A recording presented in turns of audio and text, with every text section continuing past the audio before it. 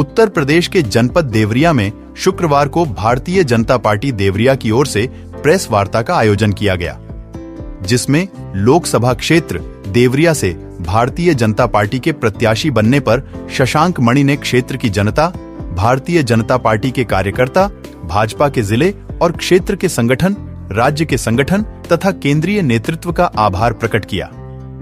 Press वार्ता को संबोधित करते हुए शशांक मणि ने कहा कि यह चुनाव देश के लिए बहुत ही महत्वपूर्ण है, क्योंकि यह चुनाव विकसित भारत बनने की दिशा में अहम योगदान देने वाला है। इस चुनाव से देवरिया को अगले 5 वर्षों के लिए एक सांसद तो अवश्य ही मिलेगा, लेकिन अमृतकाल में राष्ट्र निर्माण के लिए अगले 25 वर्षों में विकास की रणनीति भी इसी चुनाव से तय होगी। आज भारतीय जनता पार्टी के प्रति जनता में अपार उत्साह देखा जा सकता है। गौरतलब है कि जब से भाजपा ने शशांक मणि को अपना प्रत्याशी घोषित किया है और रामनवमी के दिन उनका देवरिया में बतौर प्रत्याशी आगमन हुआ है, तब से ही हर कोई जात, समाज और वर्ग से ऊपर उठकर उनका समर्थन कर रहा है। शशांक मणि ने प्रधानमंत्री मोदी जी के पद चिन्हों पर चलते हुए यह संकल्प लिया है कि आने वाले समय में अमृतकाल में देवरिया संसदीय क्षेत्र बने, जिसमें विकास के लिए अगले 25 वर्षों की रणनीति अगले 5 वर्षों में बने। इस रणनीति पर आधारित एक पुस्तिका अमृतकाल का देवरिया संसदीय क्षेत्र का प्रकाशन भी पिछले दिनों हुआ था।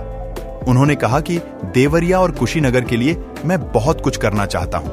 इस लोकसभा क्षेत्र को एक आदर्श और पूरे देश में अग्रणी क्षेत्र के रूप में स्थापित करना मेरा लक्ष्य है।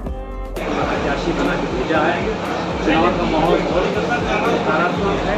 भारतीय जनता पार्टी ने पिछले 10 साल से जितना काम किया है, मोदी जी के अपना काम अतुल्य और उसके होते होते जनता उत्साहित है, मेरे कैंडिडेट उत्साहित है, भारतीय जनता पार्टी के कार्यकर्ता उत्साहित हैं और मैं समझता हूँ पूरे देवरिया संसदीय क्षेत्र इसका भ्रमण मैंने कर लिया है।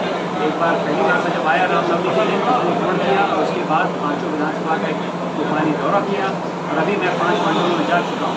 तो जो मुझे आभास हो रहा है इतना उत्साह मुझे बहुत ही कम अपने राजनीतिक जीवन में मिला है और मैं समझता हूँ कि आने वाले समय में अमृतकाल का एक वचन दिया है, उसको भी आगे करने के लिए मेरे प्रत्याशिता और भारतीय जनता पार्टी और कमल के निशान और मोदी जी को आगे बढ़ाने के बहुत आवश्यक है कि 400 पार की लक्ष्य देवरिया संसदीय क्षेत्र बहुत अहम भूमिका देखिए। नया देवरिया आदरणीय प्रधानमंत्री मोदी जी यहाँ पर प्रदेश में योगी जी के नेतृत्व उन लोगों ने विकसित भारत का संकल्प लिया है, उसी तरह मैंने भी विकसित देवरिया का संकल्प लिया है और एक तरीका भी है कि आप लोग समझ करें ये अमृतकाल का देवरिया, इसमें अगले 25 साल की संरचना आदरणीय प्रधानमंत्री मोदी जी ने पूरे देश को दी है। उसी प्रकार इससे 5 साल की संरचना हम लोग बनाई है, 5 साल में कैसे आगे उसका एक बहुत बड़ी नींव रखें ताकि उसके ऊपर एक सशक्त इमारत बना सके। उसके लिए 2-3 बिंदु बनाना चाहता हूँ।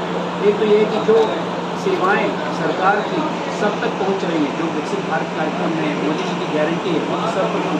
उसी के साथ साथ मैंने व्यक्तिगत रूप से प्रधानमंत्री जी ने, योगी जी ने रोजगार में बहुत काम किया है, जो काम और भी आगे चल रहा है। तीसरा, जो सबके साथ सबके प्रयास की भावना में लेके आया हूँ, गणतांत्रिक ऊर्जा को जगाने की बात में कर रहा हूँ। वोट तो एक शुरुआत है, उसके बाद हमारे 18.6 लाख वोटर्स मेरे साथ मिलकर के सांसद विधायकों के साथ मिलकर आगे चले, यह भी उनकी कल्पना है। महिलाओं को आगे ले जाना है, महिला प्रधान हम लोग विकास की बात कर रहे हैं, युवाओं को युवा शक्ति आगे ले जानी है, हमारे ग्रामीण अंचल में हमारे अन्नदाता बंधु उनको आगे ले जाना है, गरीब लोगों को आगे ले जाना है। ज्ञान की परिभाषा मोदी जी ने दी है, उसको कार्यान्वित करने के लिए मैं देवरिया में तत्पर रहूँगा, दिन रात काम करूँगा।